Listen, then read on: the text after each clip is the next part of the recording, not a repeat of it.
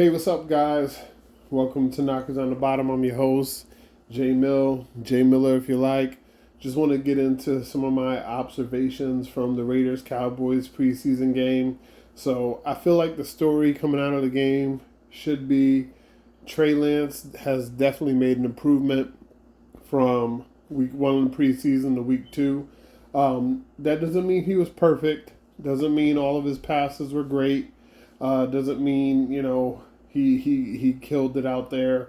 But what I did like to see was a lot of times when he got to the top of his drop, he made very decisive throws.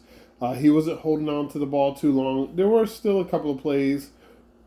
There was one in particular I remember where he scrambled out kind of close to the end of the half, where there was probably about 17 seconds left, and he made a scramble out to the offense's left, the defense's right, and he held the ball, and then eventually ended up scrambling out of bounds. That's one of the things that I'm still kind of like, hey Trey, let it go. He wasted 7 seconds on the play. Now, at the end of that drive, Brandon Aubrey, let's give some love to the special teams there. Brandon Aubrey ended up kicking a 66-yard field goal, which would have tied an NFL record had it been a regular season game. So props to the kicker. But I do think if Trey would have made a more like a quicker decision and got rid of the ball, maybe threw it out of bounds if he thought there wasn't a good play there, or gave his receiver a chance, he would have saved that 7 seconds. When there's that little bit of time on the clock, your quarterback shouldn't be wasting 7 seconds on any play unless it's a deep completion. And I do understand that maybe he might have been holding the ball in hopes of having that deep completion, but it didn't come to fruition. You got to play the percentages there. And it's easy to say sitting here on the couch watching the game that he's got to play the percentages and that he should get the ball out. But all in all, I think for the most part of the game, he was very decisive. He had some nice throws. He definitely had a play where he kind of had a naked bootleg and the tight end slipped out into the flat, and he could have gotten a sack on that play or had a bad incompletion. But when he turned around, the defender was right in his face. He made a good throw to the tight end, allowed the tight end to go take the ball, get first down yardage. So that's an improvement over last week. And like I said, he got to the top of his route. He made some throws right when he hit his back foot. It doesn't necessarily mean they were all good throws. Some of them fell incomplete. But all in all, he at least got the ball out and got a chance for some of those guys to make plays with the ball. Stevens got to make plays with the ball. Racey McMath. Oh my God, Racey McMath all of a sudden shows up, makes some catches, makes some plays with the ball. So I'm happy with that. I'd like to say that after this game, Trey Lance's stock is up. And considering what we saw from Cooper Rush in the first team, now I know that the coach could have been playing a little more conservative with the first team until he got out there with Trey Lance and kind of tried to take advantage of what Trey can do. But all in all, I think Trey Lance has at least earned a little bit more reps with the second team this week. Doesn't mean he's going to replace Cooper Rush. I think that's far off. Cooper Rush has won games in this league, and you don't necessarily go off of one preseason game and automatically try to replace your backup quarterback with the third stringer based off of one preseason game. But I will say that I do look in the next coming week or so for Trey Lance to get more reps with the twos, considering his improvement for the first game from the first game to the second game. Also, improvement from the first game to the second game. Let's give Racey McMath some love. I was pretty hard on him after the first game. He had quite a few drops on that drive in the fourth quarter, and in the third quarter, he wasn't helping his quarterback out at all. This game, he came up with a few catches, helped his quarterback out, got some yards after the catch. The type of things you want to see. These are the guys that Trey Lance work with the most in practice. He works with Racey McMath because those are the reps that he's getting. He works with Tyron Billy Johnson. Those are the reps he's getting. He works with John Stevens. Those are the reps he's getting. So you would expect in games like this, those are going to be the guys that he has the most chemistry with. So it was nice to see Racey McMath bounce back a little bit this week based off of last week. I still don't think that he factors into the receiver mix at all, but it was nice to see him. Harmon showed up second week in a row, number 84. You see, I know his name now. Last week I was calling him 84 when he was making those catches. This week I'm calling him Harmon because he's made a name for himself. I'm getting him. He's made some tough catches over the middle. It was nice to see that again today. He presents a target for Trey Lance, and it helps you get a good look at your quarterback when you have receivers who can make plays on the ball. I didn't know that Harmon has been around in the league for 4 or 5 years and has bounced around with numerous different teams. It makes sense that he can make those tough NFL catches, considering he's been playing against NFL talent for a lot longer. But he's I don't think he factors into the receiver mix either. But at least he's looked good. He's kind of stood out a little bit. Maybe earned himself a practice squad spot. So let's see. One of the other things I mentioned going into the game was Deuce Vaughn. Deuce Vaughn looked really, really good.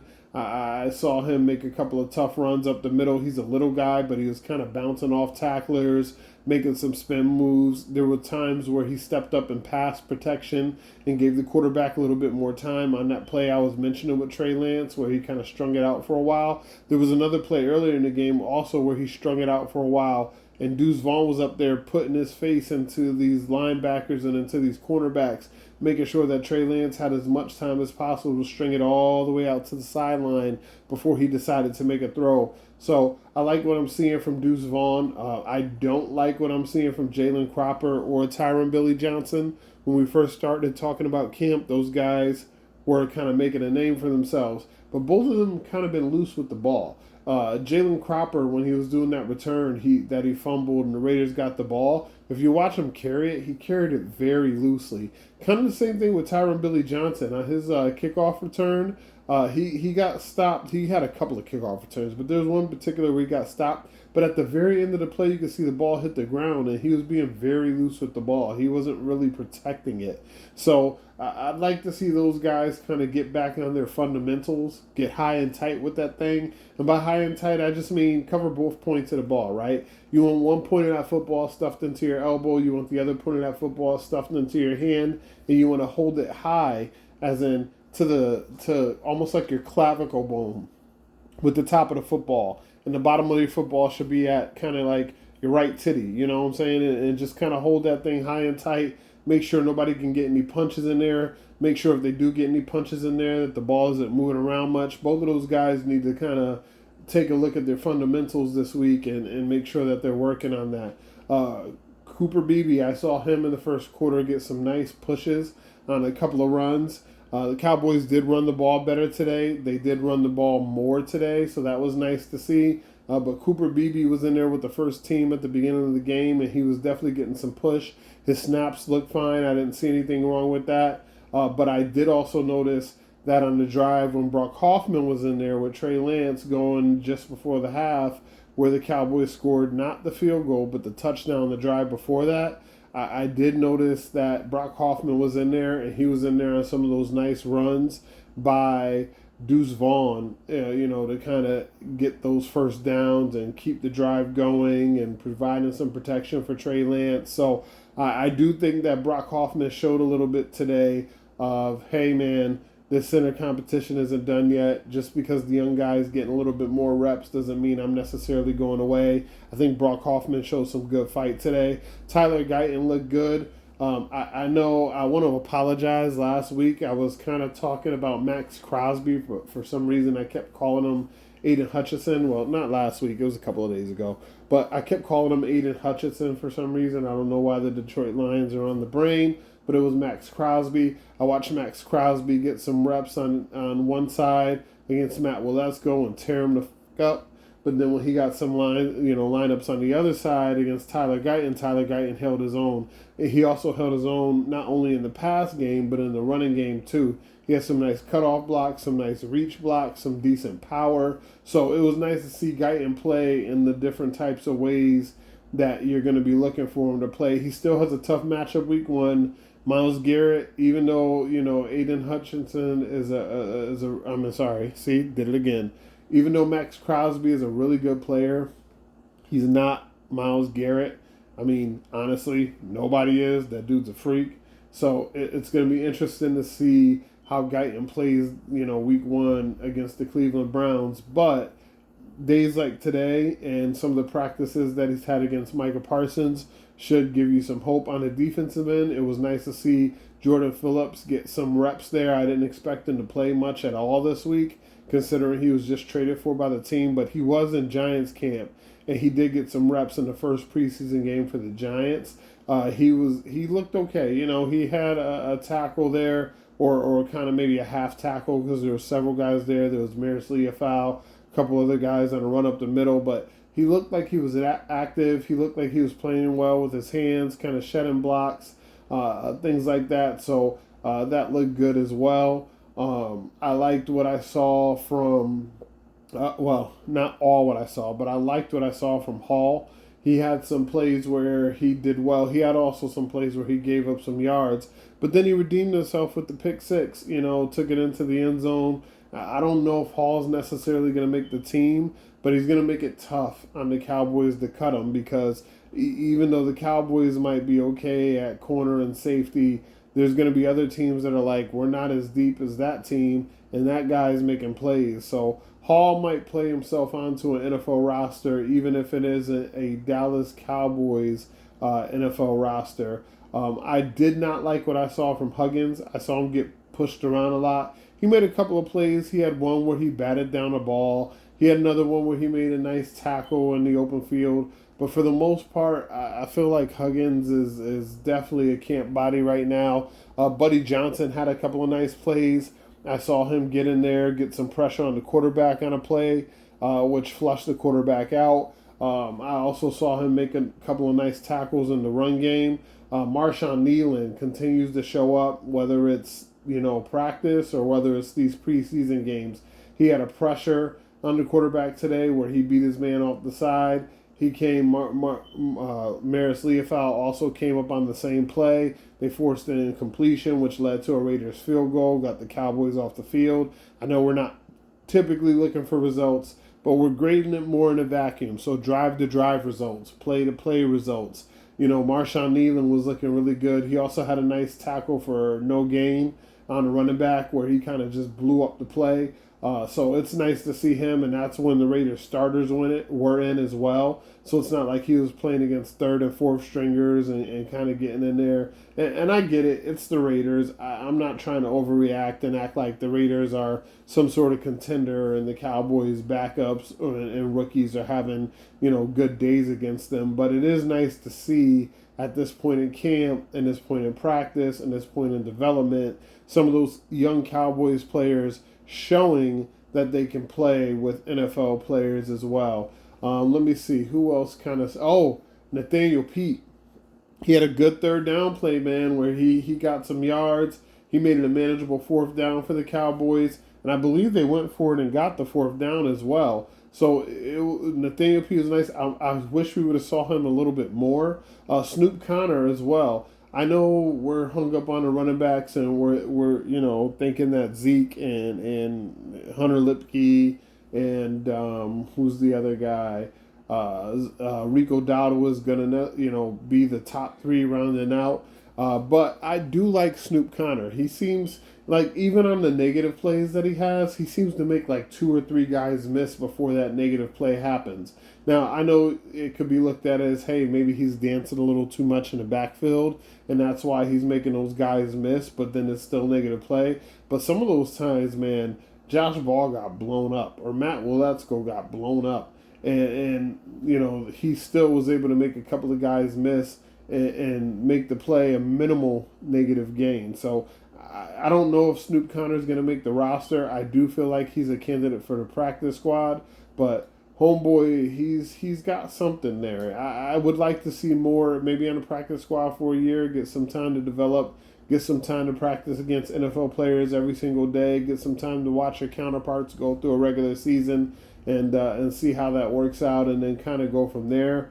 Tyron Billy Johnson and Jalen Cropper, like I mentioned earlier, Those guys need to work on their fundamentals. They need to learn how to carry the ball a little bit more secure. That's going to come to bite them when it comes to making a roster. So now I'm kind of narrowed down a little bit more to maybe about 5 receivers. Earlier in camp, I probably had Tyron Billy Johnson as the Cowboys needed to keep a 6 receiver. Now I'm kind of more so in the mind frame that we're probably at 5 receivers. Even though I did watch Jalen Brooks kind of drop a pass today that Cooper Rush gave him off the right side, offense's right side, defense's left side, and it went through his hands.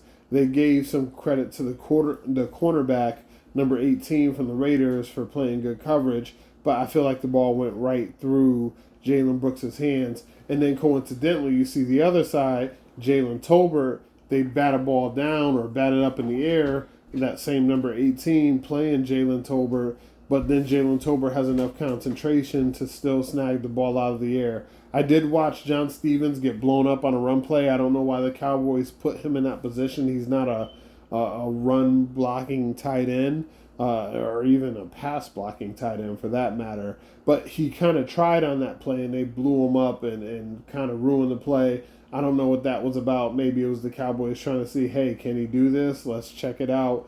You kind of never know what the teams are thinking during this preseason games. Like I talked about a couple of days ago about the teams talking to each other and trying to see, hey, let's take a look at this. Let's take a look at that. Can you throw some of this at me? I'll throw some of this at you. I do think there's some of that in play there as well, but that was kind of awkward. And besides that, Stevens had pretty much a good day. He had a couple of nice catches there on the run, getting out of bounds.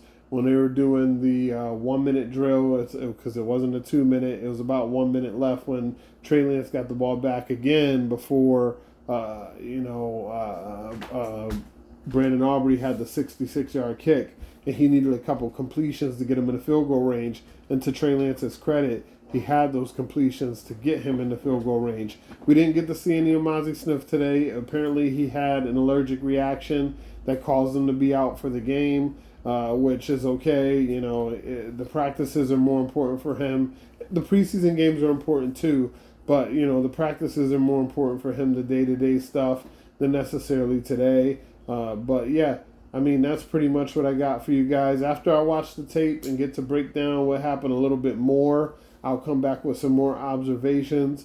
But yeah, thank you guys for tuning in. If you like the video, hit the like button below, subscribe, so I get the subscribers up. I need to hit a certain number, so I'm trying to get there, and it'll notify you when I'm coming on so that you know the video's up there. If you want me to cover anything specific, send it in the comments below. Also, you'll see the email, at knockersonthebottom@gmail.com, exactly how you think it's spelled, but it'll be in the bottom of the video.